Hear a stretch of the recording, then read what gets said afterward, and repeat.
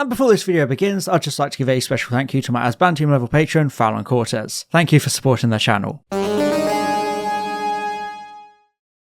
When a new Doctor Who companion joins the world of travelling in space and time, the tradition is usually to give them an episode in the future and then one in the past, although not necessarily in that order of course. When it came to Series 10, Bill Potts had her big futuristic space adventure in Smile, but the episode ended with a big cliffhanger as she and the Doctor returned to Earth, only to realise they overshot a little bit. Thin Ice is an episode seeing the intrepid new duo arrive on the frozen Thames in the middle of the last Great Frost Fair, where they team up with street urchins to free a giant ice snake alien thing from an enterprising racist lord. You know, the usual.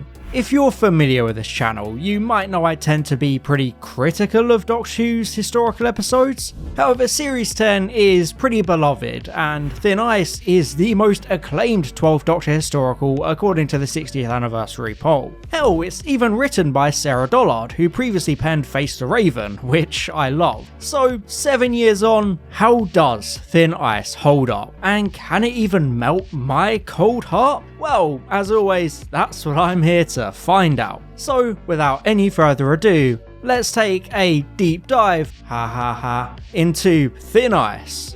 I assume we get to work eventually. Thin Ice is obviously a historical episode, placing great emphasis on its setting. So that's obviously the best place to start, as the Doctor and Bill realise where and when they are. So they get all dressed up to fit in, because clearly the 12th Doctor has learned from the 10th Doctor's dismissive, walk around like you own the place attitude. Slavery is still totally a thing. Yes, it is. Anyway, when it comes to Doctor Who's historical settings, I couldn't be any more sick of three specific periods of British history: World War II, Victorian England, and Regency England, which is basically just the same thing in media. Therefore, I always find it hard to revisit a story like Thin Ice, because I couldn't care less about the oversaturated time period. However, I will admit that the episode's Frost Fair backdrop is very unique and interesting, with a great look and atmosphere as we see the River Thames transformed into this frozen, bustling community. These Frost Fairs were actually real events held throughout the 17th and 19th centuries whenever the Thames froze enough to support such a fair. In this instance, we find ourselves in the final such Frost Fair in 1814. And yeah, it's gorgeous. The set design, costumes, and attention to detail really immerses you in this world and creates a very visually striking look and feel, beautifully rendered with vibrant colours and lively crowds, with so many little side stories playing out in the background, like the Fish Pie Man. Unlike the usual copy and paste Regency or Victorian era Doctor Who stories, this setting really feels different, almost like an entire other world, because it transforms such a familiar part of London into something that feels impossible. It's such a great idea for a location. Much like Smile and the pilot before it, Thin Ice heavily deals with Bill's personality and interactions with the Doctor as she continues to grow into this world so unfamiliar to her. She spent a lot of time in those previous two episodes asking questions about who the Doctor is, what the TARDIS is, and how it all works. And that does continue here as their mentor-student relationship deepens, Bill asking even more questions as the Doctor responds with patience and his usual occasional cheeky or protective evasiveness. One of the best scenes comes as Bill wonders about the risks of interacting with the past. The classic time-travelling dilemma of accidentally stepping on a butterfly and changing the future, with that great joke about her having a now erased friend called Pete who doesn't exist anymore. Definitely, I mean that's what happened to Pete. I do somewhat like the later Space Babies take on making such jokes about this concept, but this one here is absolutely perfect, especially because of the charm and wit Capaldi brings to it. It's the kind of exchange that perfectly sums up the 12th Doctor as a character, especially this far into his tenure when he's softened so much as a person, and grown more whimsical and warmer compared to his more blunt and grumpier characterization in Series 8. I was being all down with the kids there, did you notice? I'm not too bothered with Bill as an individual companion, but the pairing of her and 12 is really golden, mainly because of these short little moments between the two as they grow much more comfortable around each other and just have fun. Because there's not really resting unless it's in zero gravity. However, despite having lots of fun indulging in the local customs, the Doctor and Bill soon find themselves victims of a classic street urchin pickpocketing, as a little kid steals the sonic screwdriver, only to immediately get pulled under the ice by mysterious green lights. Honestly, I respect the bold choice to straight up kill a kid. You don't see that enough in media, so I appreciate it in a weird way. But the main reason I like this turn of events is how it affects the relationship between the Doctor and Bill. If you care so much, tell me how many people you've seen die. The new companion had previously seen death in the form of Heather and the futuristic colonists, but this is a much more brutal and horrifying exposure to death that makes it all too real for Bill. We always have these moments early on in a companion's tenure, when they're suddenly brought crashing down to earth with a sobering reminder that it's not all fun and games after all. What's wrong? Seriously, what's wrong?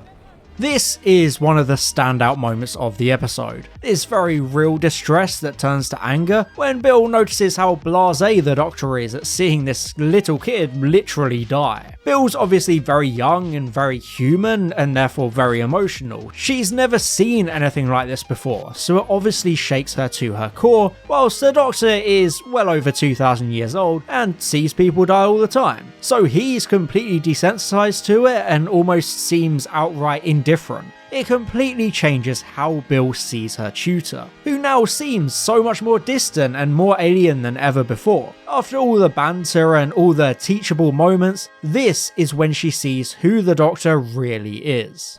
I care, Bill, but I move on.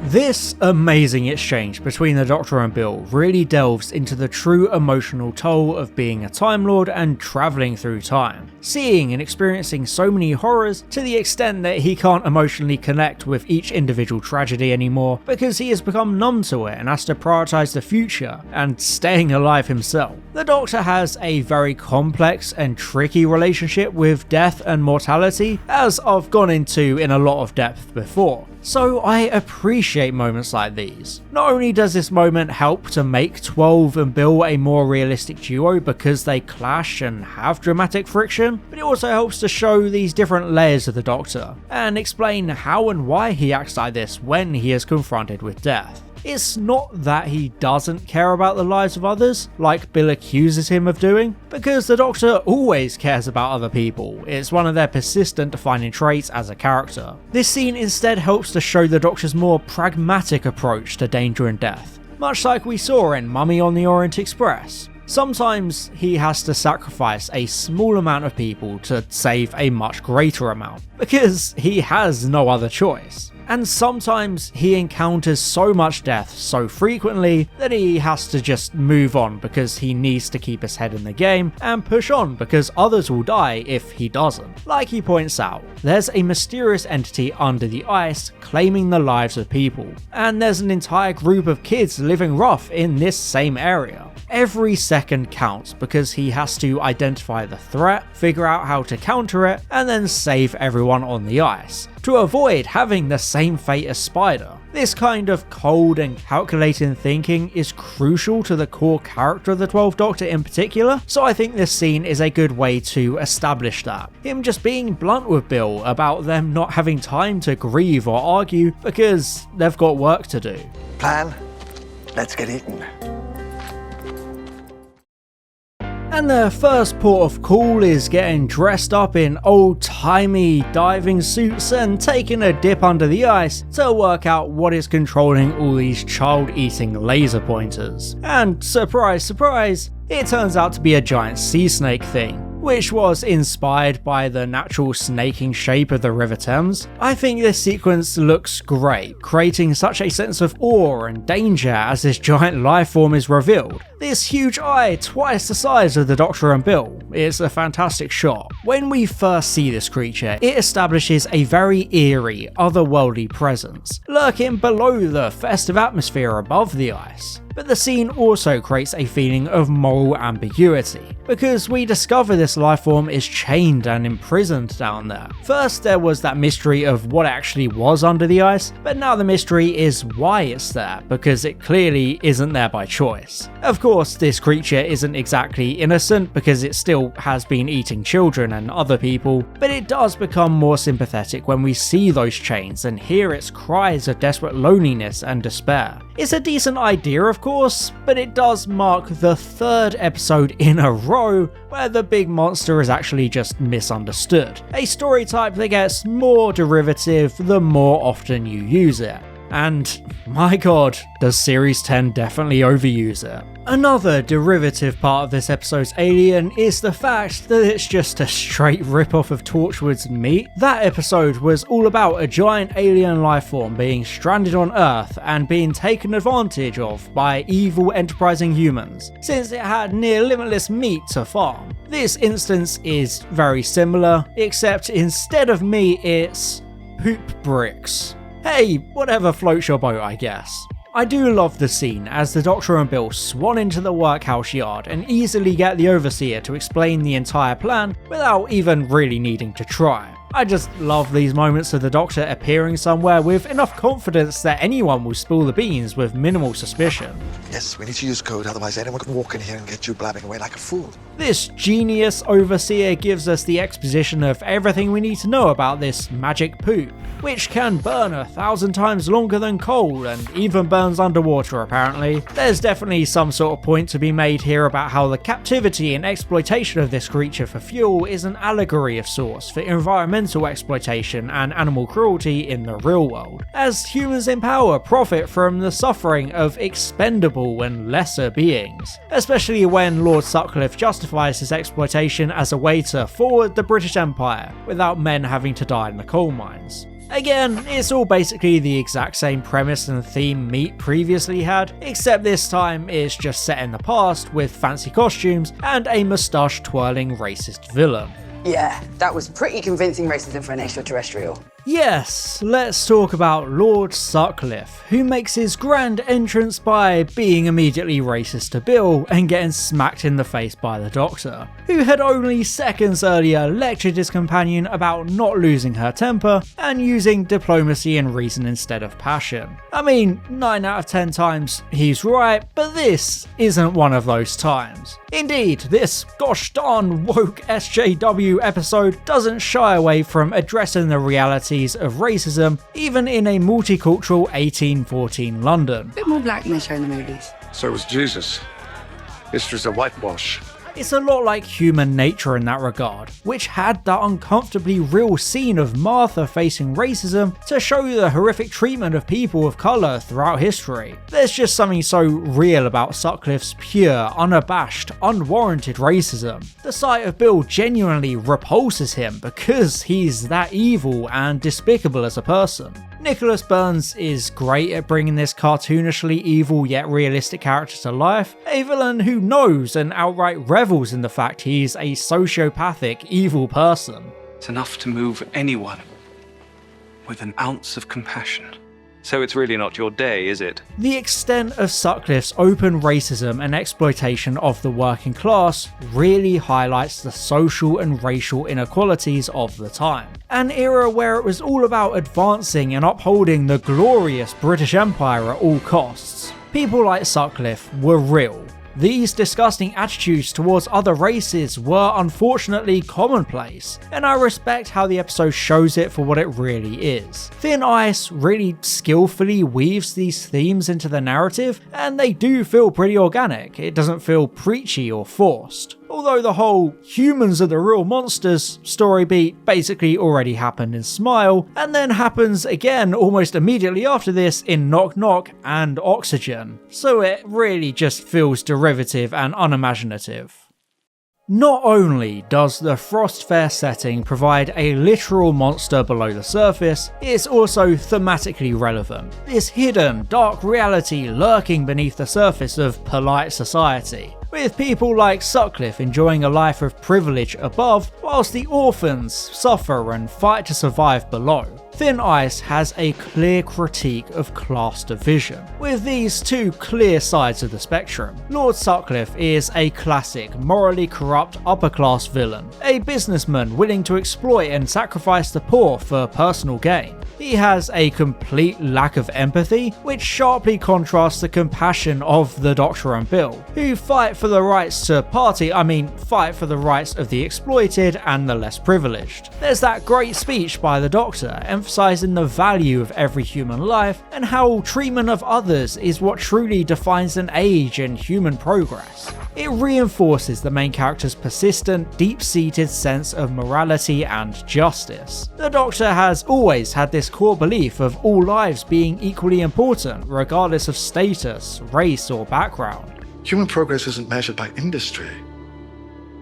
It's measured by the value you place on a life. We see this time and time again, especially in the modern era, as the Doctor still tries to save villains even after their atrocities. This idea of life equality isn't just a core component of the Doctor themselves, but the show as a whole, which is obviously why the Doctor's arch nemesis are an evil race that want to exterminate everything. All these adventures in time and space often intersect with real-world issues, both in the present day and the past. Things like social injustice and economic inequality still resonate with modern audiences because the greed and disregard for human life displayed by characters like Lord Sutcliffe are attitudes still present to this day. Thin Ice doesn't try to romanticize the past, which so many historical episodes and programs often do. It instead highlights those harsh realities faced by the lower classes and how timeless all these issues really are, which enriches the story as a whole and makes Sutcliffe's eventual comeuppance all the more satisfying, as a triumphant example of the Doctor defending the oppressed and becoming a voice of the voiceless. Obviously, Lord Sutcliffe is the big evil villain who would probably tie the Doctor and Bill down on train tracks if he was across the pond. But on the other side of the class spectrum are the Dickensian orphans, who are just kind of there. Obviously, they exist to add a bit of charm and character to the setting, relying on that street urchin trope.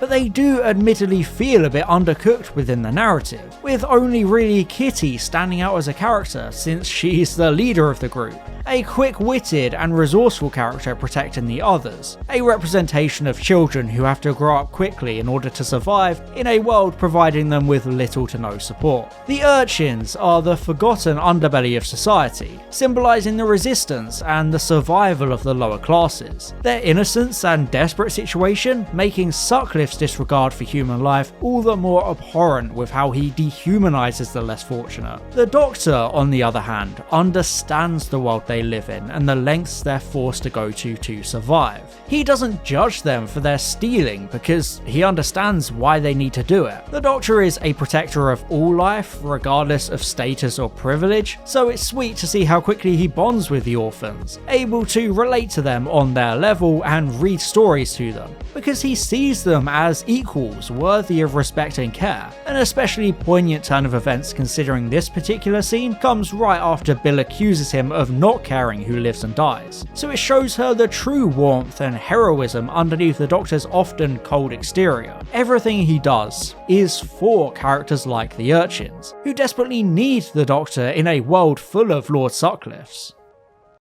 Anyway, let's get back to the plot. It turns out that this sea creature has been the reason all these frost fairs have been happening, and Lord Sutcliffe's family has been exploiting it for generations. However, now the Doctor and Bill have rocked up, he decides to accelerate his plan to blow the fair up to give the creature a big feast for reasons? It doesn't really make much sense, honestly. It's not even like he's got the rocket the Doctor thinks he has. This creature has been eating people and pooping out this fuel already, so I don't see how just giving it more food will exactly change much. Either way, after escaping their classic Batman situation, the Doctor and Bill are faced with the choice to either save the creature and risk killing everyone on the ice, or kill the creature to save them.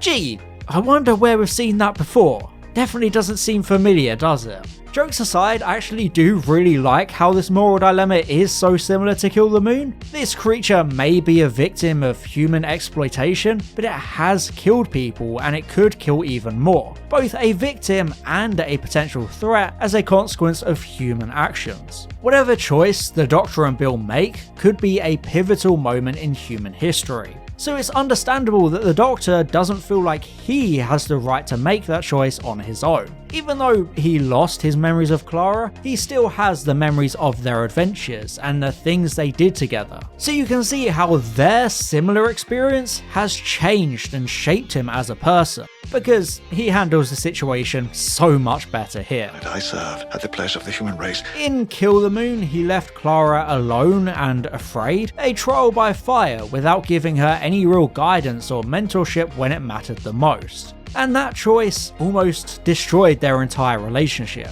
Here, however, the Doctor understands that Bill needs to make the decision with his care and support. Like he says, he needs an order. He's placing his trust in her judgment. Unlike with Clara, he won't abandon Bill to make the choice on her own. So it works much better as a learning experience for the companion and showing how the 12th Doctor is growing personally. And Bill ends up making the same choice he and Clara would make, deciding to free the creature regardless of the harm it has and could still cause. It's a powerful act of mercy and empathy, creating a cathartic and triumphant moment as the Doctor and Bill manage to save the creature and also conveniently kill off Sutcliffe in the process. It's a nice climax of the episode, driving home the lead character's commitment to defending and protecting all life. But it does feel a little bit rushed, like there was a scene or story beat missing somewhere just to give it that extra little oomph. After the day is saved, the Doctor commits a casual act of chicanery to ensure the orphan street urchins inherit Lord Sutcliffe's estate and riches. A very Robin Hood-esque turn of events.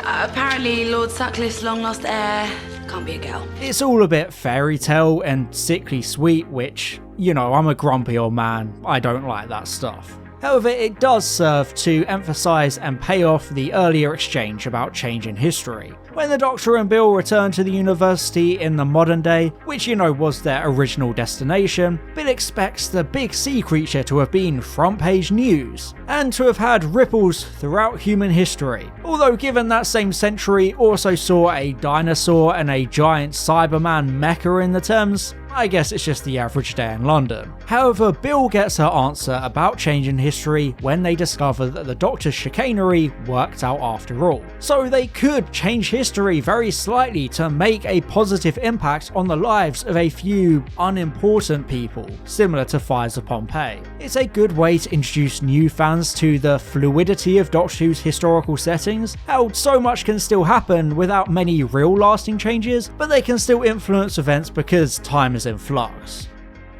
Oh my god, it worked! The whole episode is a learning experience for both the new viewers and Bill herself, almost like a field trip to get first-hand accounts of societal issues and the effects and ethics of time travel as a whole, because the Doctor still saved the kids. And of course, old Nardi isn't very happy about their little excursion, no matter how much the Doctor tries to convince him that this is just his dedicated tea drinking outfit. You know, we've all got one when we sit down for tea with the Queen, I guess the King now. It's a fun little epilogue to re-ground the characters in this main setting of the uni, along with the last minute vault scene continuing to hint at its importance. So the post-action lands really well in my opinion. I'm very mixed on Thin Ice. I'm not too keen on the time period setting, although the Frost Fair is a nice variation on the usual cobble streets and gas lamps we usually get. I think the sea creature is a decent misunderstood monster, explaining both the Frost Fairs and their ending. I like how the episode continues Bill's growth as a companion, introducing her to more of the physical and emotional challenges that come with travelling alongside the Doctor. She asks all the right questions about everything, and the scene of her challenging the Doctor's morality is fantastic, forming a powerful subplot running throughout the episode. I also think that Thin Ice manages to balance all of its darker and heavier themes well, keeping a lot of humorous moments and character interactions to provide lightness amid the darker aspects. It manages to tackle things like societal issues while still feeling engaging because of the banter between the Doctor and Bill. However, I feel like the orphans are a bit of a disappointing part of the story. They're not given enough time or characterization to really shine or matter as much as they should, and Sutcliffe himself appears and dies far too quickly to really make him a memorable or impactful villain.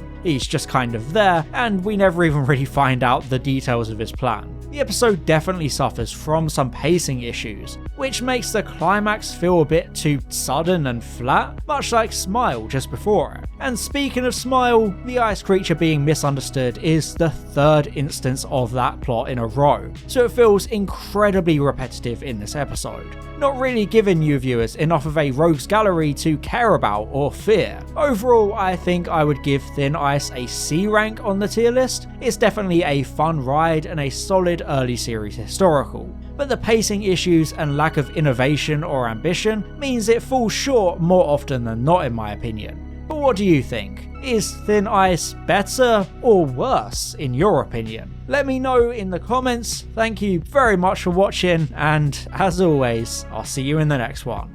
Bye bye. And I'd just like to give a special thank you to my Asbantium level patron Fallon Cortez, my Platinum level patron Matthew Burns, and my Gold level patrons Chris Douglas and Daniel Shillito. Thank you so much for your support.